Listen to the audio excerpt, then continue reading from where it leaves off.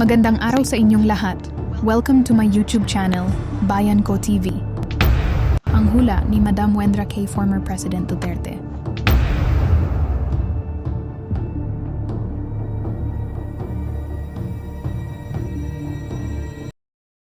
Mag-update daw po kay dating President Duterte o Digong, Tatay Digong. Ito po tayo ngayon. Update po ito ha. Again, this is for entertainment use.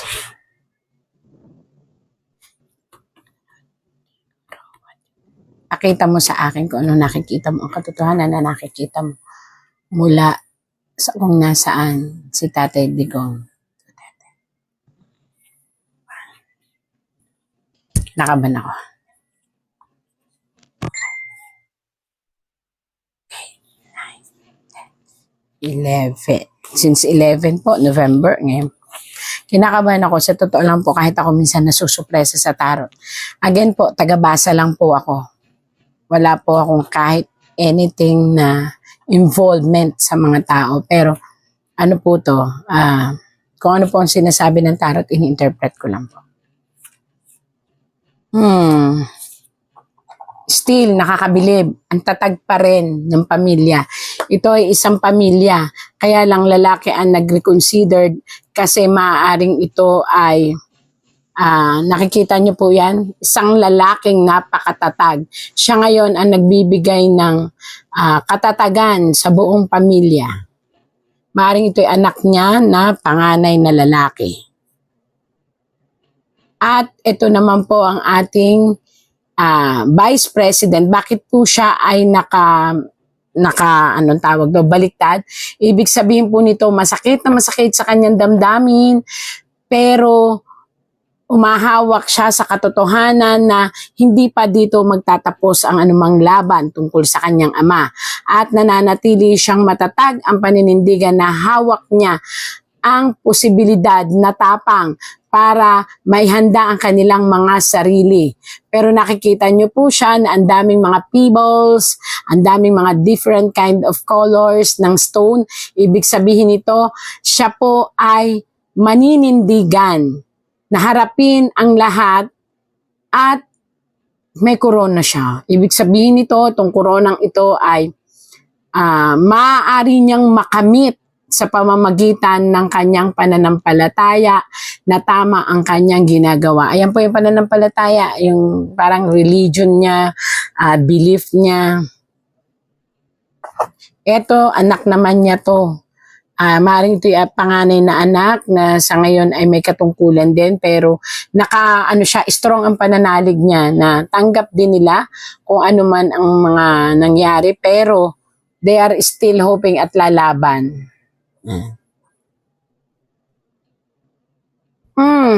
Ito ay isang anak na lalaki, maaaring ito ay si Baste. Nandun yung tampo niya, hinanakit niya. Ito, I don't know, hindi ko naman po nakakausap yung mga tao, pero ito ay hinanakit niya at tampo niya. Bakit kinakailangan danasin ng ama niya ang lahat, samantalang ginagawa lang daw naman ng kanyang ama kung ano ang makabubuti sa inang bayan ito. Pero because of money, naniniwala siya na dahil sa limpak-limpak po ito na salapi, ito ang dahilan kung bakit ang kanyang ama ay napepending sa isang malayo. Hindi dahil sa kaso. It means na naniniwala siya na may nagmamanipulate ng kaso ni dating presidente ni Tatay Digong. Yun ang kanyang saloobin. Ano po? At ito naman po, siguro kung nakakarinig man po ang ating gobyerno, why not we try para po naman mahinto na ang anumang nangyayari sa ating Pilipinas. Again and again, naalala niyo po noon nung tinarot ko na ang sabi ko ay isang perma lang ng isang namumuno, marirelease si Tatay Digong. Actually, dapat pong marilis na si Tatay Digong. Kung noon, sinabi ko, nung kainitan ng lahat ng sitwasyon at hindi pa nalalabas ang mga anomalya ng flood control, sinasabi ko noon, ingat si Tatay Digong. Ngayon po, ako na ang nagsasabi, ayon naman sa tarot. Dapat na siyang ma-release, dapat na po siyang pauwiin, kasi po, we are running out of time. Mayroon pong dinaramdam na ang ating presidente, dating presidente. At ito po, pag may nangyari sa kanya, maraming pagsubok at kaguluhan ang darating sa Pilipinas. At hindi ito sa pamahalaan lang, kung hindi ito sa matinding ekonomiya at sa ating kalikasan. Tandaan nyo po, 3 malalaking problema ang darating sa atin pag hindi po na-release ang ating presidente, dating presidenteng Rodrigo Duterte. Alam niyo po ba ito? Itong sibat na ito? Kung bibilangin ko to 1, 2, 3, 4, 5, 6, 7, 8. Ang 8 pong iyan ay nasa hangin. Ang ibig tapos nasa ulap po yung 2. Ay hindi, 3 pala ang nasa ulap. Ang ibig sabihin niyan, didepende na ito sa kalikasan. Pangalawa, ekonomiya. Totally pong babagsak ang ating ekonomiya. Naalala niyo po yung dati kong tarot na kapag hindi napalabas ang Tatay Duterte, ay babagsak ang ating ekonomiya. Hindi po ba't nangyayari na ngayon? Pagkatapos, sa pamahalaan natin, maraming gulo, maraming pag-aaklas, at talagang napakadami pong darating na problema sa ating gobyerno kahit ano pong gawin ay hindi na malalampasan. Ekonomiya pa. Pangatlo, ano po itong pangatlong sinabi ko sa inyo? Ang kalikasan. Hindi nyo po ba napansin? Ito po ay hindi na to hindi ito ako nananakot. Tarot po ito ang nagsasabi. Protected by the nature. Pakiusap po. Ako po'y nakikiusap na. Pag-isipan nyo pong mabuti. We are running out of time. Pag ito po ay nawala, at mismong doon po nalagutan ng hininga sa kulungan, marami pong mangyayaring unexpected. At maniwala po kayo, hindi matatahimik ang Pilipinas. Kahit sino pa ang magsabi na kaya nilang ibalik ang estabilisasyon, hindi na po. Kaya dapat po ito. Perma lang po. Ayun ayan na nakalinaw. Isang concern lang ng pinakamataas sa gobyerno natin. I-release yan. Wala nang usapan. Bakit po? Lalabas naman po ang katotohanan na ito lang talaga ang sagot. Itong nakabaliktad na ito. Ano po ba yan nakabaliktad na yan? Isang tao na ngayon ay nalulunod sa isang problema kung paano niya i-rescue ang kanyang sarili. Dahil, ayan po, ang dami pong pera na mauungkit at mauungkal sa kanya. Maaaring ito po ay maging lead upang siya ay maparusahan. Hindi ko alam kung sino itong taong to, pero mataas na tao po ito na siya lang ang may karapatan para magkaroon ng release ang ating presidente dati na si Tatay Rodrigo Duterte. May sakit po siya. Actually, ito po ang sinasabi ng tarot. Hindi ko po siya alam. Hindi ko siya nakakausap. Bukod po doon sa kanyang memory, ito po, bakit nagliliwanag? Meron po siyang dinaramdam sa kanyang isipan. At nakikita nyo po ang kanyang yung kanyang pakpak. Ibig sabihin po ng kanyang pakpak, ito po ay sa blood system, sa blood circulation. Makikita nyo po yung heart niya. Actually, karamdaman po ito. Siguro naman po ay may nag-aalaga doon na doktor. Actually, tarot lang po ito. And nakikita nyo po ba yung palipat-lipat na tubig? It means na medyo may mga health problem na siya na cannot be solved kasi sa katandaan po. So, pero still, guided pa rin po siya ng Other Almighty God. Yan po. Ayan o, may daan na ginto, papunta doon. Alam niya no, may daan na ginto, papunta doon sa may liwanag na araw.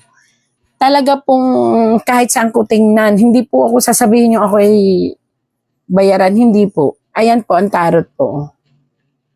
Yan, ginto, papunta doon. Kayo na po ang tumingin. Ginto, papunta doon sa may araw. Ibig sabihin, nasa lahi niya ang magbibigay ng magandang konsepto sa Pilipinas.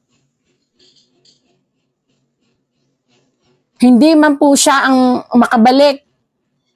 Dahil nga, iba na ho ang tingin ng tarot sa kanya. Isa rin sa lahi niya ang muling mabubuhay na malakas at uupo. Siya ang makapagbibigay ng liwanag. Huwag lang ko kontrahin ng mga pilosopong umuupo. Sila po ay talaga nakatakdang magbigay ng liwanag sa bansang Pilipinas. Yun po, sila po talaga, ang lahi niya ang nakatakda.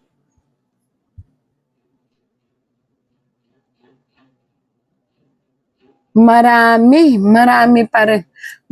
pa rin ang nakikisimpatya sa tatay natin. Halos lahat po.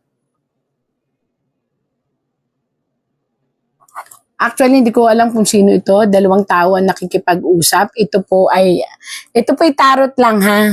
Ako'y tagabasa. Itong dalawang taong ito, dalawang taong ito. At isang malaki. Pag sinabi po nating red tapos may ganyan, may kinalaman ito. Hindi siya, ibig sabihin kapamilya. Pero siya ang humahawak. Parang isang caretaker. Maaring ito ay sa ICC. Kasi nagre-represent ito ng isang humahawak sa mismong taong ating hinuhulaan.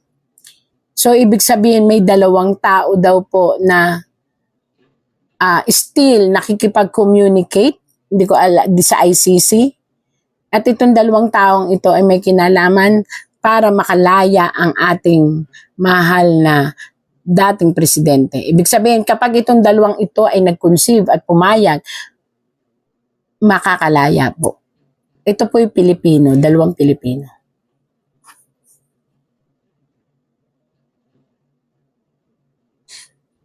Again and again, dala po rin ng katandaan at the same time dala ng dismayadong pag-iisip ng Tatay Digong natin. Nagkakaroon na po siya ng parang mga salita na parang nagpapaalam. Ito po yun. Mga salitang tila nagpapaalam. Pero still, ang pinagpapaalaman niya ay alam niyo po ba, hindi ang concern niya sa family, kung hindi ang concern niya sa inang bayan. Ayan po, nakatingala siya. Para siyang si Rizal. Alam niyo yung binaril siya, di ba? Nakatingin siya doon. Siya ganon. Ang pinagpapaalaman niya ay ang inang bayan. Nalulungkot siya na kung siya'y aalis o mawawala sa mundo, hindi niya napasaya ang inang bayan sa paglilinis ng mga anomalya at ng kaligtasan ng mga mamamayan. Yun po yung kanyang yan.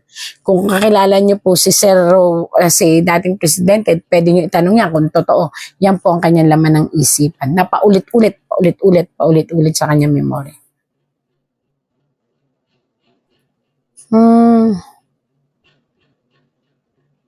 Magtutwist po. Ito po ay sabi po ng tarot, magtutwist po ang lahat ng mga ginawa ng ating mga kumalaban kay Tatay Digong. Sila naman po ang mapapailalim. Ito po'y kapalaran. Kung ano ang ginawa sa kanya ay gagawin din sa kanila.